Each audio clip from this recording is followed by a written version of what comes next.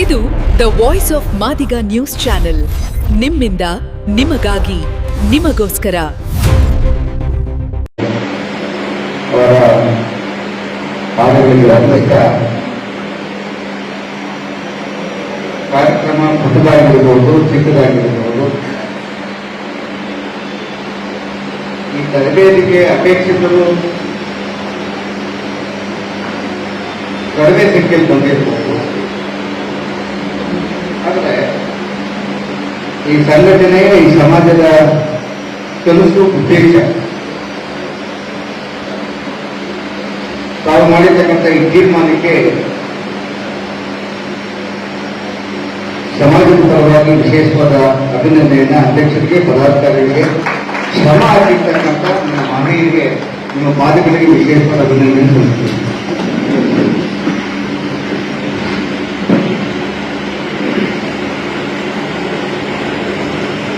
ಯಾಕೆ ಸ್ಪರ್ಧಾತ್ಮಕ ಪರೀಕ್ಷೆಗಳಿಗೆ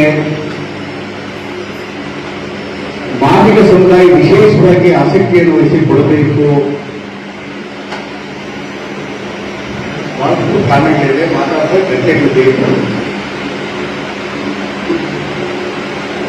ಆದರೆ ಈ ಸಮಾಜದ ಬಂಧುಗಳಿಗೆ ನಮ್ಮ ನೋವು ಕೇಳಿಸಿಕೊಳ್ಳುವಂತ ಸಮಯ ಇಲ್ಲ. ಯಾವ ಶೋಷಿತ ಸಮಾಜ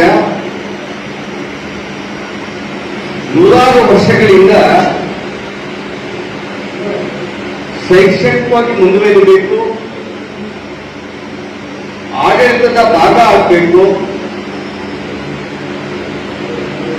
ನಮ್ಮ ಪೋಷಕರಿಗೆ ಮುಕ್ತಿ ಕೊಡಬೇಕು, ತನ್ನ ಬದುಕನ್ನ ರೂಪಿಸ್ಕೋಬೇಕು,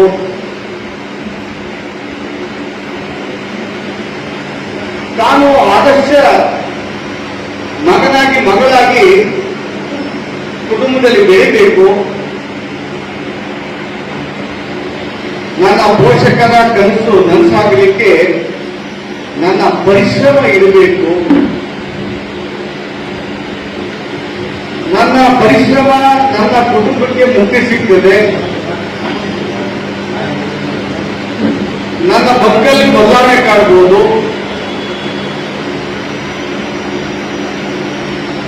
ಸಮಾಜ ನನ್ನ ಕಡೆಗೆ, ನನ್ನ ಪೋಷಕರ ಕಡೆಗೆ ತಿರುಗಿ ನೋಡುವಂತೆ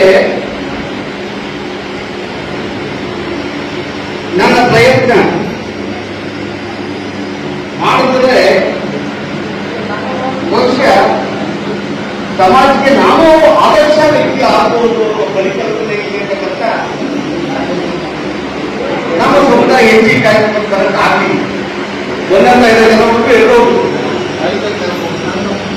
ಇವೇನೋ ಭಾಷಣ ಮಾಡಿ ಕಾರ್ಯಕ್ರಮ ಅನ್ಕೊಂಡ್ಬಿಟ್ಟಿದ್ದಾರೆ ಅಂತ. ಭಾಷಣಕ್ಕೆ ಈ ಸಂಘಟನೆ ಬೇಕೆಗಳಿದೆ, ಮಾನವೀಯತೆಗೆ ಅನೇಕ ಬೇಡಿಕೆಗಳಿವೆ. ಸ್ವಾಮೀಜಿಗಳಿಗೆ ಆಶೀರ್ವಾದ ಮಾಡೋದಕ್ಕೆ ಅನೇಕ ವೇದಿಕೆಗಳು ಸಿಗ್ತದೆ. ನಾನು ಅನೇಕರಿಂದ ನಾನು ಒಬ್ಬನೇ ಅಲ್ಲ, ನನ್ನ ಸಹೋದರರು ಬಂದಿದ್ದಾರೆ, ನನ್ನ ಹೊರ ಹೋಗಿದ್ದವರು ಬಂದಿದ್ದಾರೆ, ಒಂದು 5 ಜನ ಬಂದಿದ್ದೀವಿ. ಇಲ್ಲ ರಾಜಕಾರಣ ಮಾಡಕ್ಕೆ ಬಂದಿಲ್ಲ, ಮಧ್ಯದಲ್ಲಿ ಸಿಗ್ತದೆ ಅಂತ ಬಂದಿಲ್ಲ. ನನ್ನ ಸಮಾಜ, ನನ್ನ ಸಂಘಟನೆ ಇದೊಂದು ದೊಡ್ಡ ಸಂಕಲ್ಪ ಮಾಡಿದೆಯಲ್ವಾ, ಕಣ್ ತುಂಬಿಸೋಣ ಅಂತ ಬಂದಿದ್ದವರು. ಆ ಮಹಾವಿದ್ಯಾಲಯಕ್ಕೆ ಕೊಡಿತಕ್ಕ ಮಹನೀಯರಿಗೆ ನಮಸ್ಕಾರ ಹಾಕೋಣ ಅಂತ ಬಂದಿದ್ದು ಅಷ್ಟೇ.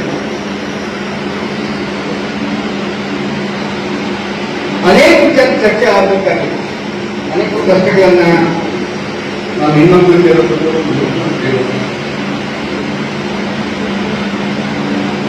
ಅದೇನು ನಮ್ಮ ಅವಿನಾಶ್ ಅವರು ಕಾಂಪವಾಳ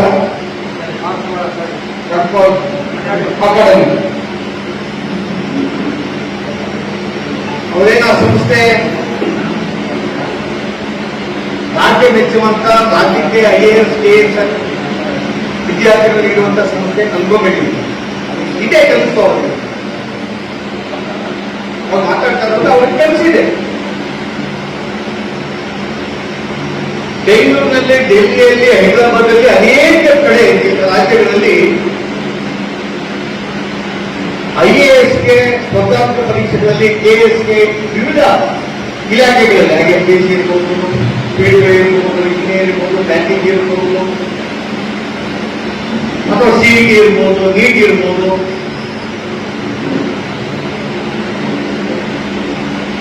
ಅವ್ರಿಗೆ ಶಕ್ತಾನುಸಾರ ಮಕ್ಕಳಿಗೆ ಜ್ಞಾನಾರ್ಜನೆ ಮಾಡಿಸ್ಬೇಕಂತ ಇದೆ. ನಮಗೆ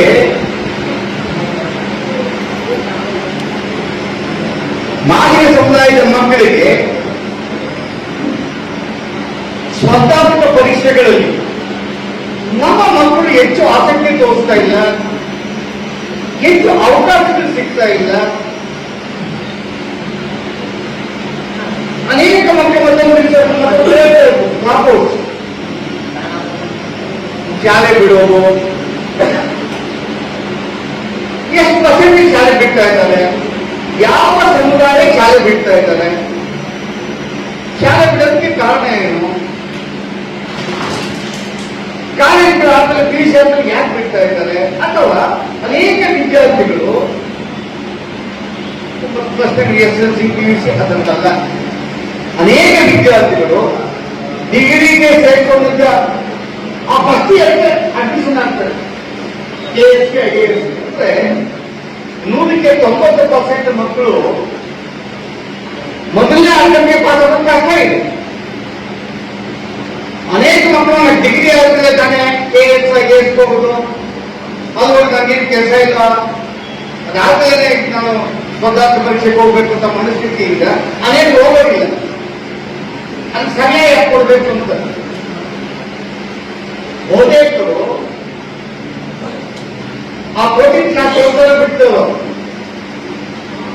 ಡಿಗ್ರಿ ಪ್ರಾರಂಭ ಮಾಡ್ತಾರೆ. ಪುಸ್ತಕಗಳು ಓದೋದಕ್ಕೆ ಎಕ್ಸಾಮಿನೇಷನ್ಗೆ ಯಾವ ಪ್ರಶ್ನೆಗಳು 10 ವರ್ಷ 20 ತಿಂಗಳು ಕೇಳಿದ್ದಾರೆ, ಯಾವ ಪ್ರಶ್ನೆಗಳು ಬರ್ತದೆ ಯಾವಾಗ ಸ್ಪರ್ಧಾತ್ಮಕ ಪರೀಕ್ಷೆಗಳಿಗೆ, ಅದಕ್ಕೆ ಅವರಪ್ಪ ಇರ್ತದೆ.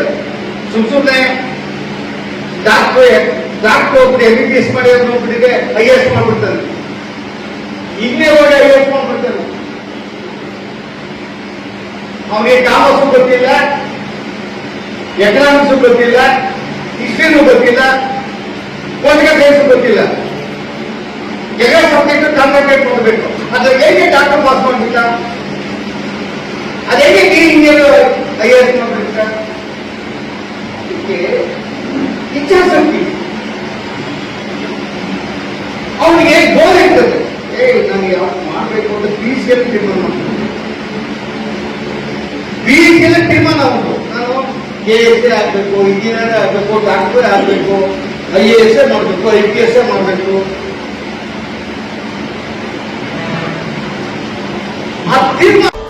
ದ ವಾಯ್ಸ್ ಆಫ್ ಮಾದಿಗ, ನಿಮ್ಮಿಂದ ನಿಮಗಾಗಿ, ಸತ್ಯದ ಪರವಾಗಿ, ಸಮಾನತೆಯ ಹಾದಿಯಲ್ಲಿ.